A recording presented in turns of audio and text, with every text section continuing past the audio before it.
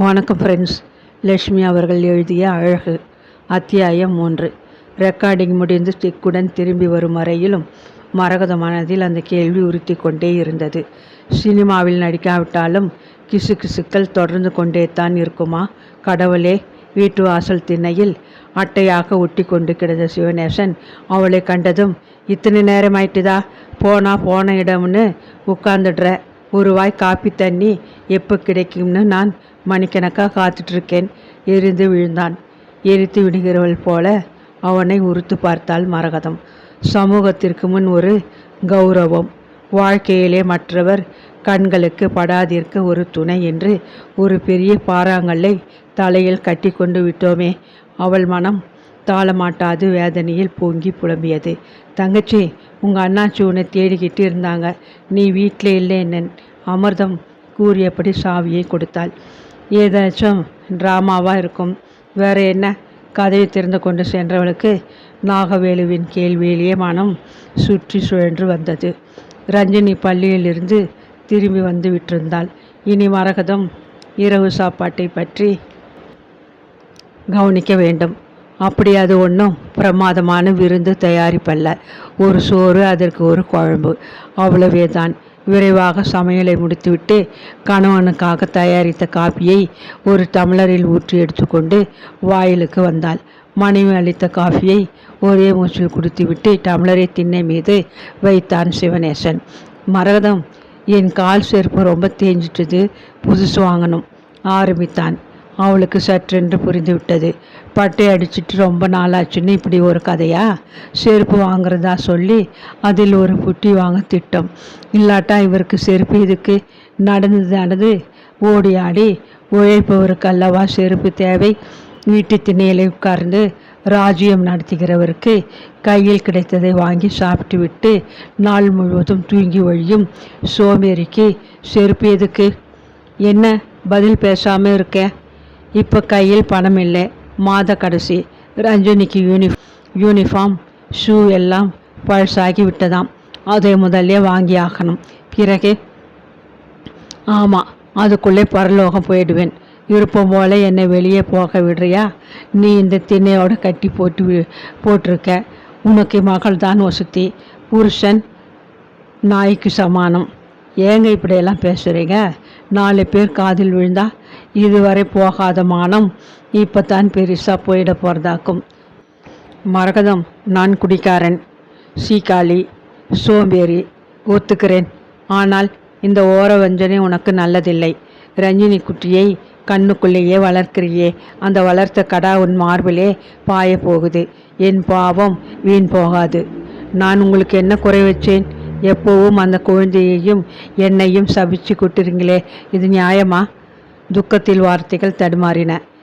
இப்படி என்னை வாசலிலே காவலுக்கு உட்கார்த்து வச்சிருக்கியே, அது ஒன்று போதும்.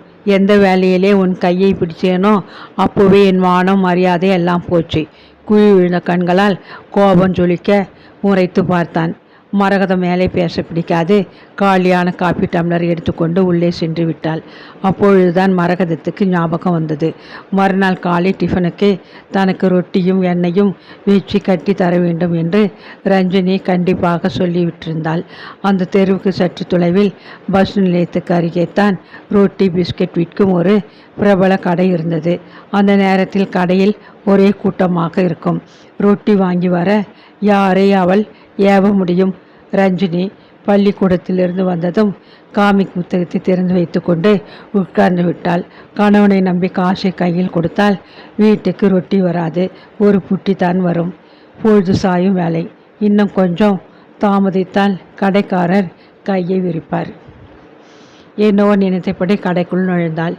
எதிர்பார்த்தபடி ரொட்டி வாங்க வந்த கூட்டம் கடைக்குள்ளே திமுத்தது. உப்பு ரொட்டி முழுசா ஒன்று கொடுங்கோ. கையை நீட்டினாள் மரகதம். கிடைத்ததை வாங்கி கொண்டு கவுண்டரில் பணம் கட்ட போன போது அந்த கிசு அத்தனை இறைச்சலிலும் நன்றாக கேட்டது. இவள் தான் பார்த்துக்கோ, மிஸ் மோகினி. ஒரு காலத்திலே ஓகோன்னு கொடி கட்டி பறந்த சினிமா நட்சத்திரம். அப்போது நீ கல்லூரியில் படித்து கொண்டிருந்த இல்லையா? நெஞ்சிலே ஏற்பட்ட படபடப்பை நிதானப்படுத்தி கொண்டு சில்லறையை வாங்கி கைப்பைக்குள் திணித்தபடியே மெல்ல திரும்பி பார்த்தாள். அவளுக்கு ஞாபகம் வந்தது. அந்த கல்லூரியில் மாணவிகள் மன்றத்தில் பேசுவதற்கு மிஸ் மோகினியை கூப்பிட்டிருந்தார்கள். அவளுக்கு மேடையில் பேசி பழக்கமில்லை. எழுதி தந்ததை வாசித்தாள். தலைமை தாங்கி பரிசுகள் வழங்கினாள். நன்றாகவே அவளுக்கு நினைவிருந்தது. நீலமூக்கும் சிரித்தால் குவிந்த கண்ணமுமாக இருந்த ஒரு பெண் 3 தடவை தொடர்ந்து மேடையில் மறுபடியும் ஏறி பரிசுகளை தட்டி கொண்டு போனாள். ஒவ்வொரு முறையும் மாணவிகள் கைத்தட்டி உற்சாகத்துடன் ஷீலா ஷீலா என்று கோஷமிட்டனர். விழா முடிந்ததும் ஆளுக்கு ஒரு நோட்டு புத்தகத்தை எடுத்துக்கொண்டு கையெழுத்து வாங்க மாணவிகள் போட்டியிட்டு கொண்டு அவளை சூழ்ந்து கொண்டனர். ஷீலா முன்னால் பாய்ந்து வந்து, என்னுடைய ஆட்டோகிராஃப் புத்தகத்தில் கையெழுத்து கொடுங்கள், நடிகர் நந்தகுமார் கிட்டே கூட வாங்கியிருக்கிறேன். கண்ணங்குழி சிரித்தாள். அன்று கையெழுத்து வேட்டையாடியவள் இன்று அவளது தலையெழுத்தை விமர்சிக்கிறாள் போலும். உள்ளமும் உடலும் ஆத்திரத்தில் குலங்க அவள் ஷீலாவை மீண்டும் ஒரு முறை கடைக்கண்ணால் நோட்டமிட்டு வெளியே வந்தாள். உதடும் தொண்டையும் காய்ந்து உணர்வுகள் தோய்ந்து அவள் தடுமாறி கொண்டு நடந்து வந்தாள். மலர் மாலை போட்டு ஓஹோ என்று புகழ்ந்து கையெழுத்துக்கு கெஞ்சி அவளை சூழ்ந்து கொண்ட ரசிகர்களுக்கே அவள் இப்போது குப்பைக்கு சமமாக்கி விட்டாள். அவர்களது அன்பு அத்தனையும் போலித்தனம், ரசனையெல்லாம் வெளிவேஷம். சாய்ந்தால் சாய்கிற பக்கம் சாய்கிற செம்மறி ஆடுகள். இன்றைக்கு மோகினியைத்தான் பிடிக்கும் என்று ஒரேடியாக விவாதித்த ரசிகர் மன்றம் கூட ஆரம்பிப்பார்கள். நாளைக்கு அவர்களது அபிமானம் ரசனையெல்லாம் மோகினி ஸ்ரீக்கு பக்கம் திரும்பும். அடுத்தபடியாக புதிதாக நட்சத்திர உலகில் சுடர்விட துடிக்கும் ஜலஜாவை கொண்டாடுவார்கள். ரசிகர்கள் ஒழியிட்டும் கணவன் என்று வாசலில் சுருண்டு கொண்டு கிடக்கிறானே, அந்த மனிதனுக்காவது அவளிடம் ஒரு துளி அன்பு விசுவாசம் ஏதாவது இருக்கிறதா?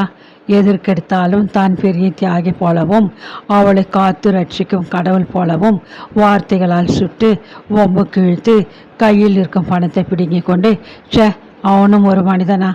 இத்தனை பாடுபட்டு கூட்டத்தில் இடிபட்டு மற்றவர்கள் கூசாமல் பேசுவதை காதில் வாங்கி கொண்டு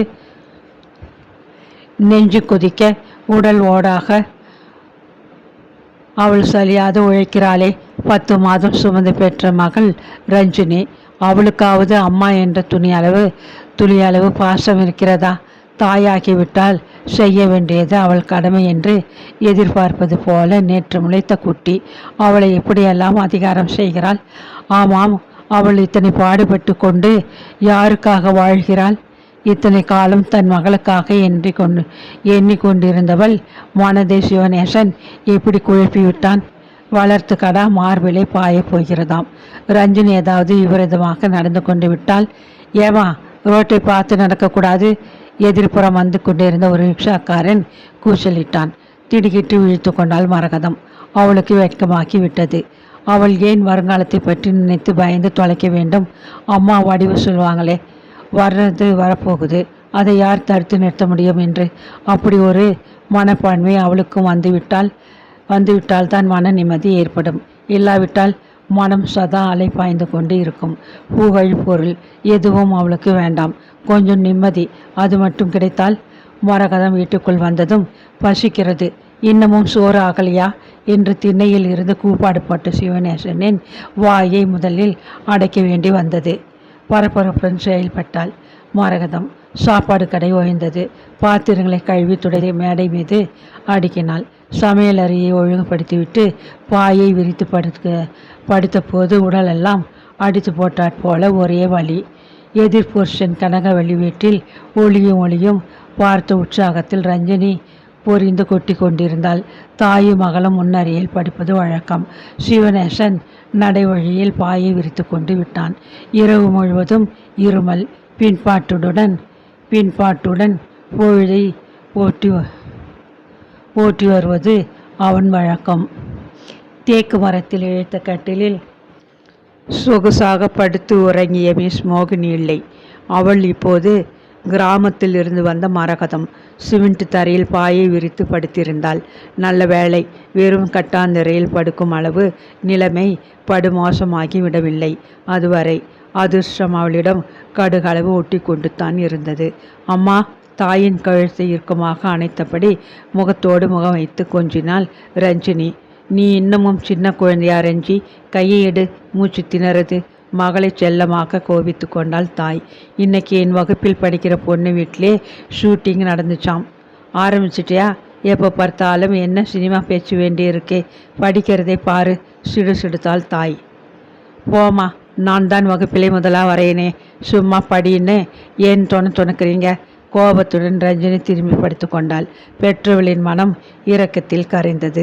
பாவம், சின்ன குழந்தை அவள். இதே வயதில் மிஸ் மோகினியாக அவள் நாடக மேடையில் ஆடி பாடி கொண்டிருந்தாளே.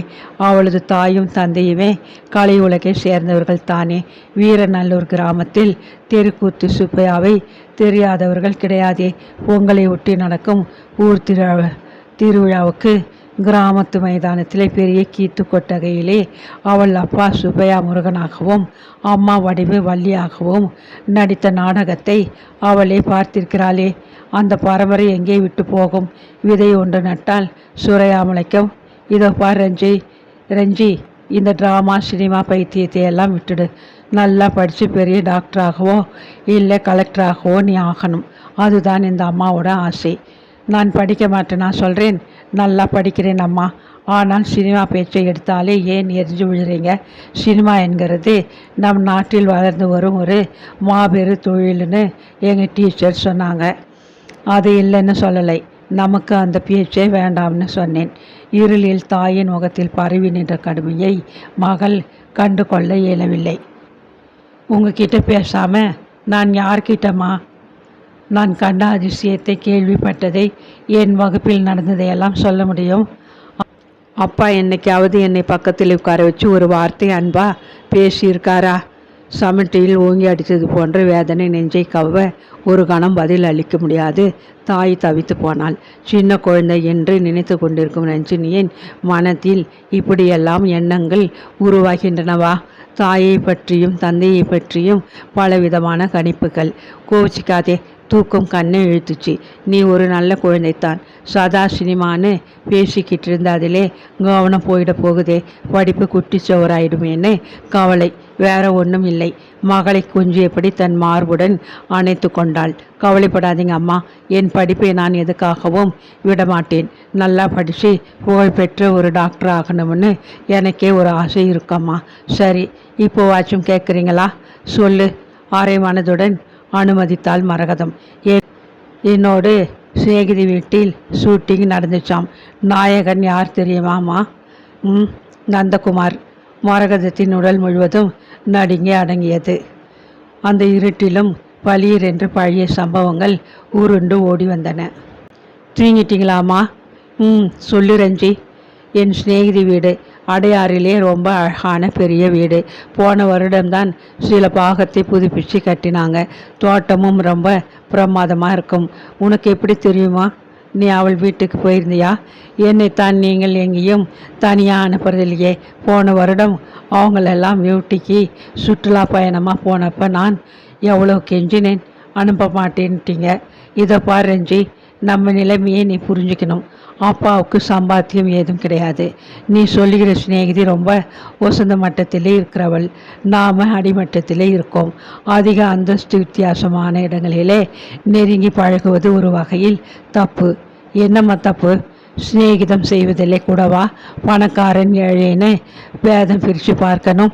அந்தஸ்துக்கு மீறின இடத்திலே ரொம்ப சிநேகிதம் வச்சுக்கிட்டா பிறகு அவமானப்பட நேரிடும். அம்மா, நீங்கள் ரொம்ப பழைய காலம். நாங்கள் எல்லாம் அந்தஸ்து பணம் இதெல்லாம் பற்றி நினைக்கிறதில்லை. என் சிநேகிதி அவள் கொண்டு வரும் டிஃபனை எனக்கு கொடுப்பாள். நான் கொண்டு போவதை அவள் கொஞ்சம் எடுத்துப்பாள். அவள் வீட்டுக்கு வர சொல்லி எத்தனையோ தடவை அழைச்சிருக்கிறாள்.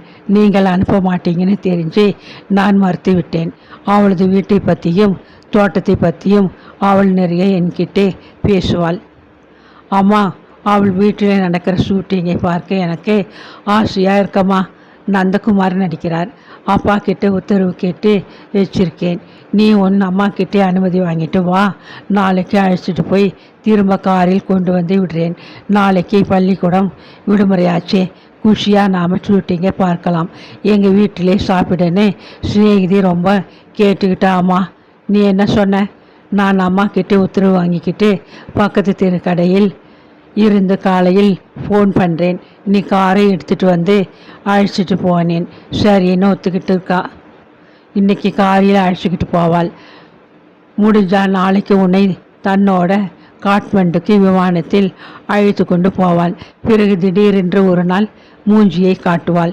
வேண்டாம், உனக்கு இது பணக்கார வீட்டு சிநேகிதம். நான் உன்னை கண்ட இடத்துக்கு அனுப்புவதாக இல்லை. என் சிநேகிதை பற்றி மட்டமாக பேசாதீங்க அம்மா. அவங்களெல்லாம் ஒன்று கண்ட இடமில்லை. அவங்க அப்பா பெரிய தொழிலதிபர். வாயை முடு. எனக்கு பெரிய இடம் பற்றி ஓரளவு தெரியும். இப்போ நீ தூங்க போறியா? விடிய மட்டும் என்கிட்டே துணக்க போறியா? எதுக்கு இப்படி எரிஞ்சு விழுறீங்க? உங்களுக்கு பிடிக்கலைன்னா விட்டுடுறேன். நான் ஒன்றும் சொன்னதை கேட்காத மகள் இல்லை, தெரிஞ்சுக்கோங்க.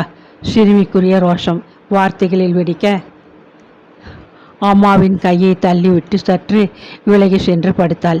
ஐயோ பாவம், குழந்தையின் மனம் நோக்கும்படி பேசிவிட்டோமே. மரகதத்தின் நெஞ்சு உறுத்தியது. ஆனால் அவளுக்கு ஏற்பட்ட அவமதிப்பு, மனக்கசப்பு இவைகள் எல்லாம் ஒரு பொழுதும் அவள் மகளுக்கு ஏற்படவே கூடாது. மிஸ் மோகினியாக அவள் திரைப்பட உலகில் ஒளி வீசி கொண்டிருந்த போது அவளுக்கு எத்தனை தோழிகள். தொலைபேசியில் நித்தமும் 6 மணி நேரமாவது பேசி தொலைக்கும் ஒரு பிரபல டைரக்டரின் மனைவி. எனக்கு பிடித்த நடிகை என்ற வரிசையில் தன்னுடன் கூட புகைப்படத்தில் அவளை நிற்க சொல்லி கட்டாயப்படுத்தி பத்திரிகையில் போட்டுக்கொண்டு மோகினியின் புகழில் உயிர் காய்ந்தவள். மோகினியின் திரைப்பட உலக வாழ்க்கை அஸ்தமனமாக தொடங்கியதும் கார் பங்களா எல்லாம் கடனுக்கு போய்விட்ட பிறகு ஒரு பத்திரிகை ஆசிரியர் வீட்டு கல்யாணத்து வரவேற்பு விழாவில் தலையை காட்டிவிட்டு போக வந்திருந்த அவளை அந்த டைரக்டர் மனைவி பார்த்தும் பார்க்காதது போல அப்பால் நடந்து போனதை அவள் எப்படி மறப்பாள்? அத்தோடு மட்டுமல்ல, அவமானம். யார் அது? அங்கே நிற்கிற அந்த ஊதா புடவைக்காரியா கேட்குறீங்க? அவள் ஒரு மாஜி நடிகை என்று அவள் இகழ்ச்சியாக கூறியதை எப்படி மறக்க முடியும்? சினிமா என்பது ஒரு கலை, சித்திரம், எழுத்து இவைகள் எப்படி அமரத்துவம் அடைகின்றனவோ அப்படியே தான் சினிமாவில் நடிக்கும் ஒரு கலைஞரது நடிப்பும் என்றும் நிரந்தரமான புகழோடு ஒளிர வேண்டியது. மாஜி எழுத்தாளர், மாஜி ஓவியர் என்பது போலத்தான் மாஜி நடிகை என்று அழைக்கப்படுவதும். அது சரி, அந்த டைரக்டருக்கு அப்போது ஒரு சின்ன வீடு இருப்பதாக கேள்விப்பட்டாலே, அதை கொண்டு அவள் அந்த தோழியை இவள் அந்த டைரக்டரின் மாஜி மனைவி என்று அறிமுகப்படுத்துவதா? பணம், பங்களா, பதவி, கார் இருக்கும்போது தோழி கீழே இறங்கி போனதும் அவள் யாரோ மாஜி. அந்த போலித்தனமான நட்புக்காக அவள் எவ்வளவு நேரத்தை தினசரி தொலைபேசியில் வீணாக்கியிருக்கிறாள். அரசனே எல்லாம் என்று நம்பியிருந்த அந்த மத துறவியாரை முடிவில் மன்னன் கடும் சிறையில் தள்ளிவிட்டான். கடவுளே, இந்த மன்னன் மீது வைத்த நம்பிக்கையில் பாதி அளவு நான் உன் மீது வைத்து வணங்கியிருந்தால் இந்த ஆபத்தான நேரத்தில் என்னை கைவிட்டிருக்க மாட்டீர் என்று மனமுறக பிரார்த்தித்து போலியை உண்மை என்று ஏமாந்ததை எண்ணி ஏங்கி வாடினாராம் அவர். அந்த பகட்டு தோழியுடன் ஊர்வம்பை தொலைபேசியில் அலசிய நேரத்தில் கற்பகாம்பிகை சன்னதியை வலம் வந்து தொழுதிருந்தால் அவள் கட்டாயம் தன் கடை கண்ணால் நோக்கி அருளியிருப்பாள். கண் கெட்ட பிறகு தானே சூரிய நமஸ்காரம் செய்ய தோன்றுகிறது. ரஞ்சினி சிறிது பொழுதில் ஆழ்ந்து தூங்கிவிட்டாள். ஆனால் மரகதத்தால் அதற்கு பின் தூங்க முடியவில்லை. நாள் முழுவதும் செய்த வேளையில் அலுப்பு உடுமை வலித்தது. நடந்து போன சம்பவங்களின் நினைப்பு மனத்தை வலித்தது. பாயின் மீது லேசாக புரண்டு படுத்தாள். அவள் நினைவுகளும் கூடவே புரண்டன.